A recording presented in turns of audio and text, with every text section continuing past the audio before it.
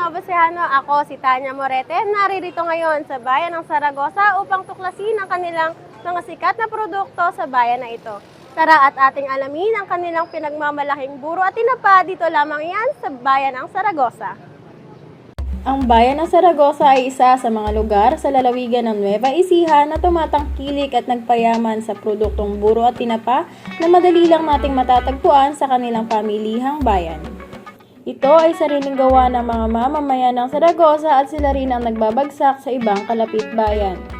Yung tinapa po namin, may pagmamalaki namin kasi po siya, malambot siya. Hindi katulad po dun sa iba na matigas. Yan po siya, sariwa po kasi siya, tapos malambot. Yan po yung kaiba ng Zaragoza. Sarili po namin itong gawa.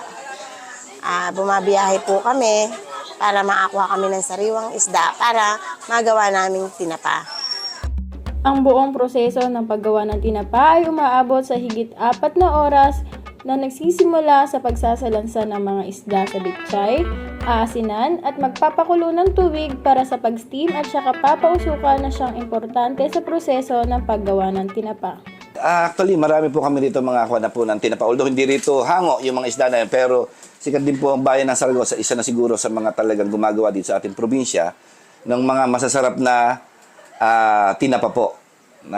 Ito po, may mga, kaya pag namasyal po kayo sa bayan ng Zaragoza, punta po kayo sa pamilihang bayan namin dito, meron po kaming tinapa section talaga. Na wala kayong makikita doon kung hindi, puro tinapahan lang po talaga yun. At nakatitiyak po kami na presyon kasi dito po talaga ginagawa. Kagaya nila Ma'am Lucila, araw-araw ang kanilang paggawa o ang production kaya makakasigurado kayong masarap, malinis at sariwa ang inyong mabibili. Meron kaming galunggong na binanyera, tapos meron kaming babae, kung sabihin nila, babae na nakabox. Frozen siya, pero ito, sariwa siya talaga, yung binanyera, yung galunggong. Tapos meron kaming, kung sabihin ay japayuki, salmon. Ito yon yung isang klase namin. Tapos minsan, may mga mo-order ng mga tinapang bangus, ganyan. By order lang kasi medyo mahal yung tinapa nating bangus. Sa halagang 20 to 70 pesos ay makakabili ka na ng sariwa, malalaki at masarap na tinapa na ipinagmamalaki ng Zaragoza.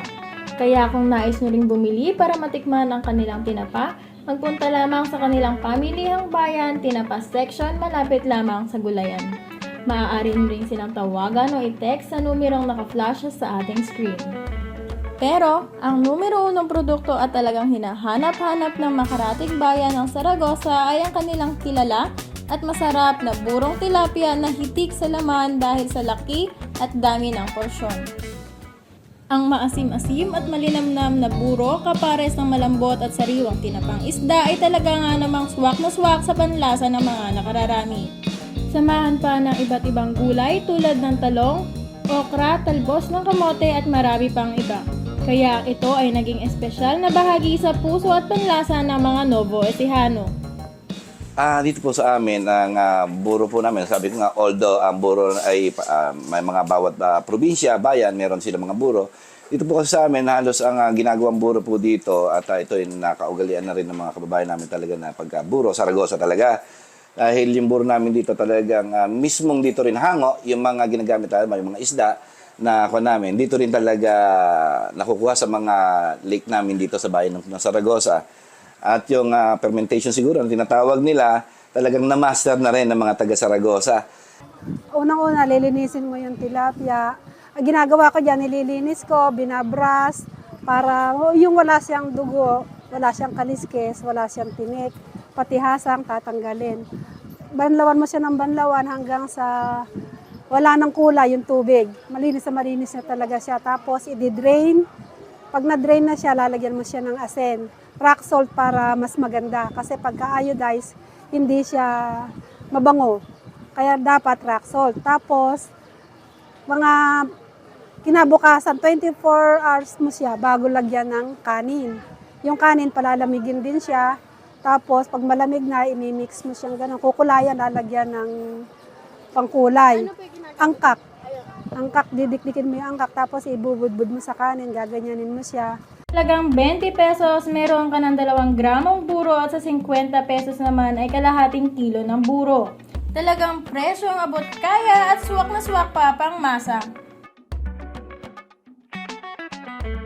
At ngayon, natagpuan na natin ang masarap na buro at tinapa, kaya kung gusto nyo rin matikman ang mga ito, tara na sa Pamilyang Bayan ng Saragosa.